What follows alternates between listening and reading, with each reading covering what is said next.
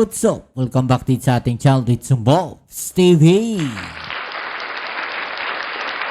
Alright, so tayo babalik muli mga babayan. At ito, grabe, pag-usapan natin ito pong balita na to mga babayan, na kung saan, nako, etong mukha pong etong si Leviste mga babayan, no, na tinatawag nga nila na si Kong Ngao Ngao daw po mga babayan, ay susunod po dito kay Congressman Barsaga, o tinatawag na si Congressman Meow Meow.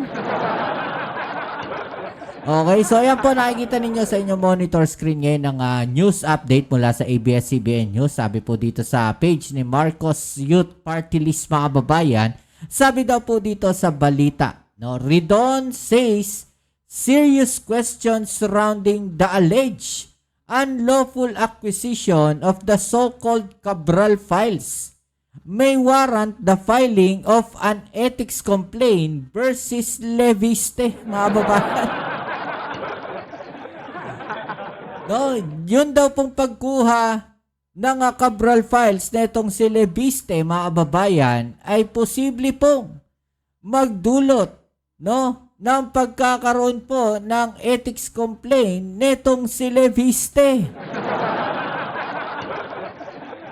Kung maalala natin, ganyan din po yung nangyari, no, dito kay Congressman Meow Meow. Napailan po ng ethics complaint. At ngayon naman, etong si Leviste mga babayan ay mukhang makakasuhan din, no, ng ethics complaint matapos nga po, no, ang kanyang pagpunta at pag-agaw daw po, no, netong mga dokumento mga babayan dito, no, kay yumaong Yusek Cabral mga babayan, no, at yan po ay itinatanggi netong si Leviste, di ba?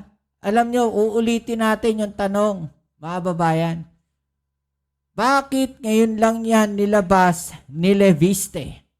Bakit ngayon lang talaga tinututukan nila Leviste yung files na yan? No, yung Cabral files na yan. Ngayong namatay na po etong si Cabral.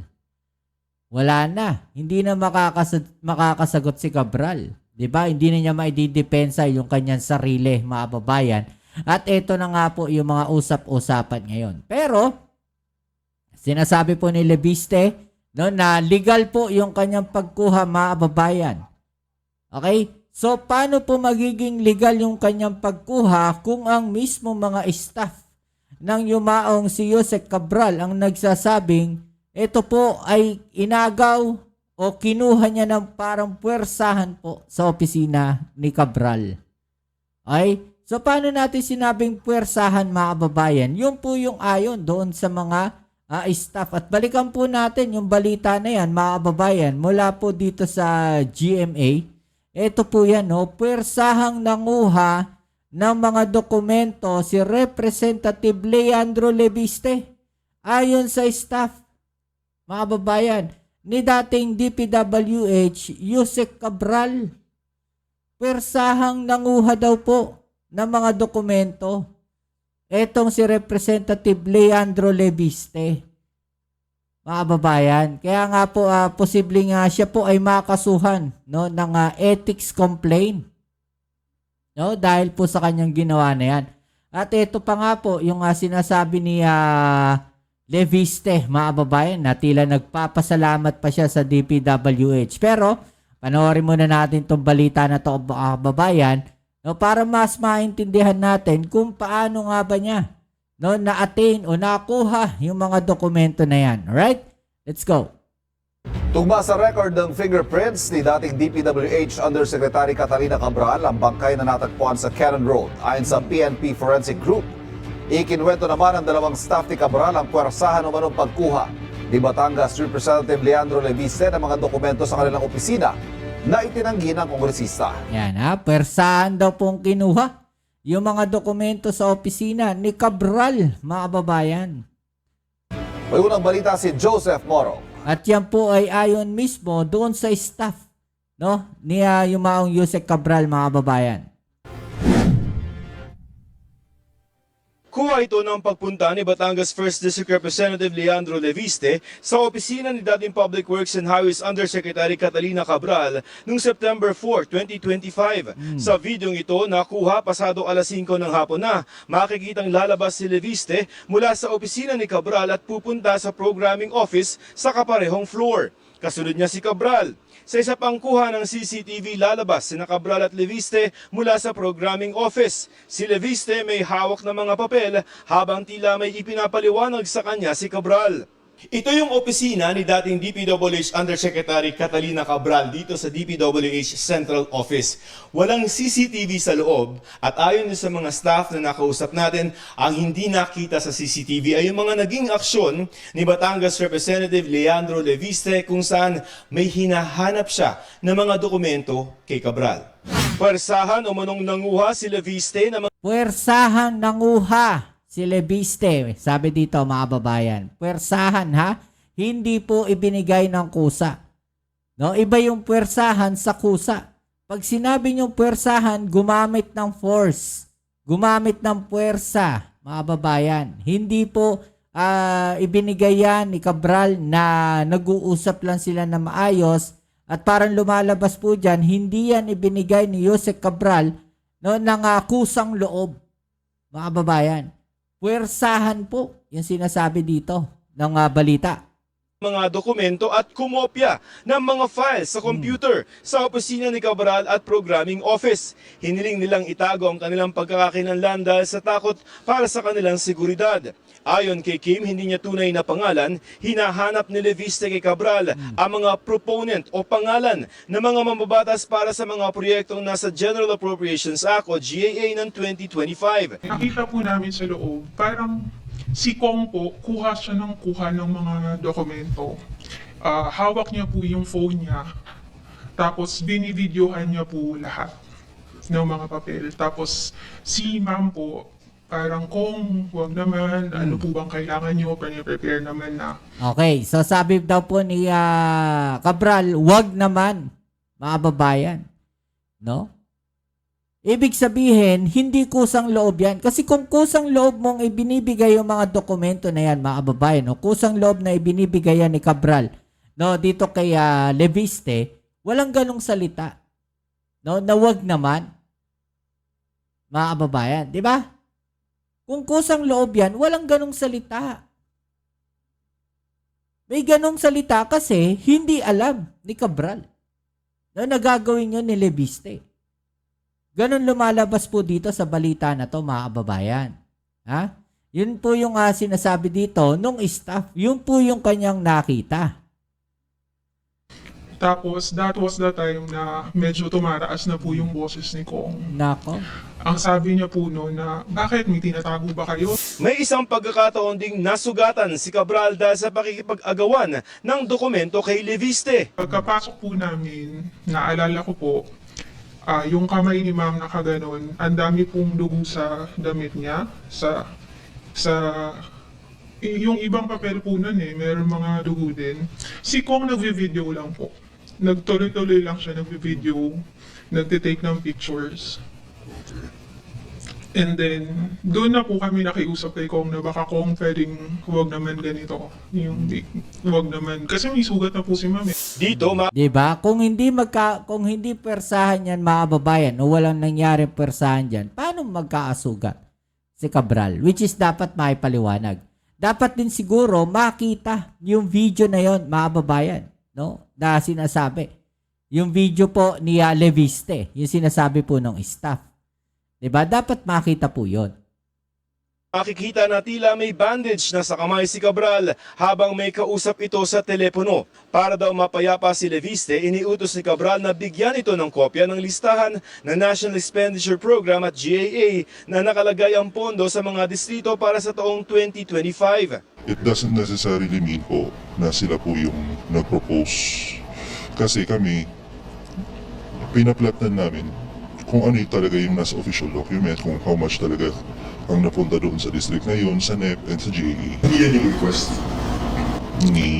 Request ng mga congressman, mga kasingit niya. Hindi po. Hindi po. Kung ano sa... Kung saan located yung project, Bawa, Province A. oh yes. Kung saan talaga nakita yung project, doon naka-lodge yung allocation na. Pero dahil natagalan ang pagpiprint ng dokumento, pinuntahan na ni Leviste ang opisina kung saan ito piniprint. Doon daw, sa pilitang nangopya ng mga files galing sa computer si Leviste. Umupo po doon si Kong.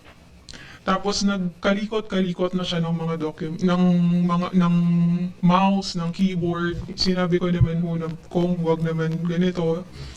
Umabot pa nga po ako sa point na sabi ko, Kung empleyado lang kami, baka pwedeng wag naman kami inamay. Nakikita ko na po si Ma'am nanginginig na siya, tapos tumitingin siya sa amin. Tumigil na lamang daw si Leviste nang dumating si Cabral. Pasado alas 6 ng gabi, umalis si Leviste sa DPWH. Yun na nga mga babayan eh, 'di ba? So bakit kailangan niyang gamitin yung mga computer? 'Di ba? As if naman na may magagawa itong mga staff na to ay kongresista siya. Takot lang ng mga staff na 'yan, 'di ba? Kung ano yung gawin ni Leviste ron, malamang hindi gagalaw, hindi kikibo yung mga staff na 'yan. Matatakot siya sa kanya. Kongresista 'yan eh. 'Di ba? So, ang tanging magagawa lang nila is makiusap. 'Di ba? So, wala sila nagawa, kundi hayaan na lang si Leviste na gawin yung dapat niyang gawin. No? So, again, makikita natin, walang authorization. 'Di ba? Walang authorization mula kay Cabral, mula doon sa mga staff. Dahil pinipigilan siya eh. 'Di ba? Walang authorization. Pag walang authorization yung pagkuha mo sa isang bagay, isang impormasyon o isang dokumento na ganyan, ano pong tawag doon? 'Di ba? Ano pong tawag doon sa pagkuha mo ng ng isang bagay na walang authorization? 'Di ba? O kayo na ho sumagot niyan, mga babayan, diyan sa comment section. Nagdesisyon daw silang magsalita ngayon dahil sa ginagawa na rin ni Leviste. Ayon kay Leviste, pumunta nga siya sa opisina ng Cabral pagkatapos niyang puntahan ang isang assistant secretary ng DPWH. Itinanggi ni Leviste na nakipag-agawan siya ng mga dokumento kay Cabral. I vehemently deny na may inagawan akong Yan, dinideny na niya yan, mga kababayan. Diba? Siyempre, aminin niya ba yan? Siyempre, i-deny niya yan. No? Sabi nga po niya dito, no, sa isang, sa kanyang posting, mga kababayan, nagpasalamat pa siya, no? Dito sa DPWH. Leviste thanks DPWH for confirming authenticity of Cabral files. Where, in fact, wala naman pong kino-confirm ang DPWH. No? Na authenticated po yung Cabral files. Mga babayan, I vehemently deny any allegations that I illegally obtained files from DPWH and also thank them for confirming the authenticity of the files that were given to me on September 4 with the approval of Secretary Vince. The timing of DPWH saying this now about an event months ago is suspect and only raises questions on why DPWH doesn't just release all the files if there's nothing to hide. So, binabaliktad niya pa ngayon yung senaryo, mga babayan. No, binabaliktad niya pa ngayon, in short, yung senaryo. Bakit kamo? No? Ang sinasabi niya dito, DPWH confirming the authenticity of the files that were given to me on September 4 with the approval of Secretary Vince, which is, sabi nga ni Secretary Vince, hindi niya inapprove. No? At hindi rin ina-authenticate ni Secretary Vince yung files na yun. Diba? Hindi yung files ina-authenticate ni Secretary Vince. Ang ina-authenticate ni Secretary Vince ay yung pagkuha niya ng files. Hindi yung mismong files. Anyway, i-discuss natin yan, no, doon sa susunod nating vlog, mga babayan. I respectfully urge the DPWH and Congress to focus on supporting the admin's campaign to investigate alleged corruption in DPWH. Okay? Secretary Vince and Ari Perez also met with Congressman Gardiola outside the office this year. Okay? I understand that many politicians and contractors under investigation may be upset that I am sharing evidence that can aid in investigation, and I ask the investigators disclose their connections with people under investigation given my published partial findings on their links to contractors. So gumagawa siya ng sarili niyang investigation, mga babayan. In short, no? In short, pumapapel. No? In short, nagpapalapad ng pangalan. Etong si Leviste, parang ganun lumalabas. Kasi lumalabas dito mga kababayan na gumagawa siya ng sarili niyang investigasyon. No? Diba? Gumagawa siya ng sarili niyang investigasyon. At ang sinasabi niya dito mga kababayan, bakit hindi raw ni-release to ng DPWH noon? Bakit hindi mo rin yan inirelease noon pa? Yun yung lagi natin tanong. Sabi dito, malamang maagang makakasuhan itong si Leviste. Batang-bata ka pa boy para ma-expose ang sarili mong kalokohan. Ang lakas ng feeling privilege kasi biruin mong mang-agaw ka ng files mula kay yumaong Yusek Cabral mismo. Baka ikaw pa ang isang dahilan kung bakit lumala ang depresyon ng tao. Yun ang sinasabi natin. No? Baka itong si Leviste pa ang isa sa naging dahilan ng ginawa. No? Na itong si Yusek Cabral mga babayan. Ano sabi dito? Kaya lang natin ha. Nakita po namin sa loob. Parang si Congressman Leviste po, kuha ng mga dokumento. Hawak niya po yung phone niya tapos binibidyoan niya po lahat ng mga papel. Okay? Tapos si ma'am po parang, Kong, wag naman. Ano po bang kailangan ninyo? Piniprepare naman na. Tapos that was the time na medyo tumataas na yung boses ni Kong. Ang sabi niya po noon, bakit may tinatago ba kayo? Public documents lahat to. Dapat hindi nyo to tinatago sa akin. Dapat binibigay nyo to sa akin. Bakit ibibigay sa kanya? Yun yung tanong doon. Bakit kailangan ibigay sa kanya? Kung public documents yan, bakit hinawakan at itinago mo rin? Again, we're not attacking Leviste ha. Hindi natin inaatake si Leviste. No? Nagtatanong lang tayo. At same thing, ganyan din yung tanong ng mga kababayan natin. At hindi lang ako yung nagtatanong yan ng mga vlogger. Maraming vlogger ang nagtatanong yan. No? Isa lang yung katanungan. Bakit hindi mo yan inilabas noon kung sinasabi nga ni Leviste na public documents yan?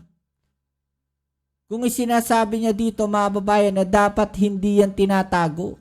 Dapat inilalabas. Bakit itinago niya rin ng ganong kahabang panahon? I vehemently deny may inagawan akong dokumento from Yusek Cabral at ang tanong ko po, bakit ngayon lang yan sasabihin kung totoo man yan? Bakit ngayon nyo lang din yan nilabas kung totoo man yan? All of this were with the authorization of Secretary Vince kasi muli andun nga po si Yusek Cabral, on the phone naman si Sec Vince. Wala naman nagsabi sa akin na wag mong gawin yan. So sinasabi niya na si Secretary Dizon daw po, alam yung mga nangyayari na yon. No? Ano sabi ni Secretary Dizon? Legislative district breakdown absolutely, pero yung pagnakaw niya ng file sa computer, walang imprimatur yun. Yung nakipag-agawan siya ng papel kay Cabral, walang imprimatur yun. Of course not. Why would I give that imprimatur? Diba? So, ibig sabihin, walang sinabi si Secretary Dizon na gawin yun. Diba? Hanapin natin sa Google. Okay, so para sa kalinawan po ng ating mga kababayan, ano po ba yung imprimatur? Sabi po dito, mga kababayan, official approval of something or permission to do something.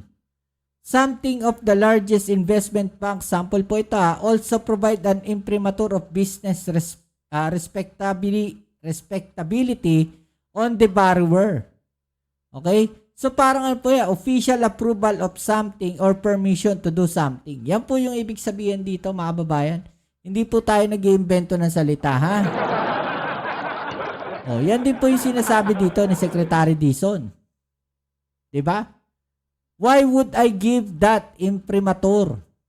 Kung tama man yung aking pagkakabigkas. Ibig sabihin, bakit siya magbibigay ng ganong permission? Dito kay Leviste. Diba? Yun yung tanong natin dyan, mga babayan. So, sino ngayon ang nagsisinungaling? No? I-comment sa ibaba sa ang inyong mga opinion at atin yung pag-usapan. Alright? So yan muli, kita tayo sa ating next video upload. Ito po muli ang inyong Kuya Mobsid Sumbows TV. Peace and now.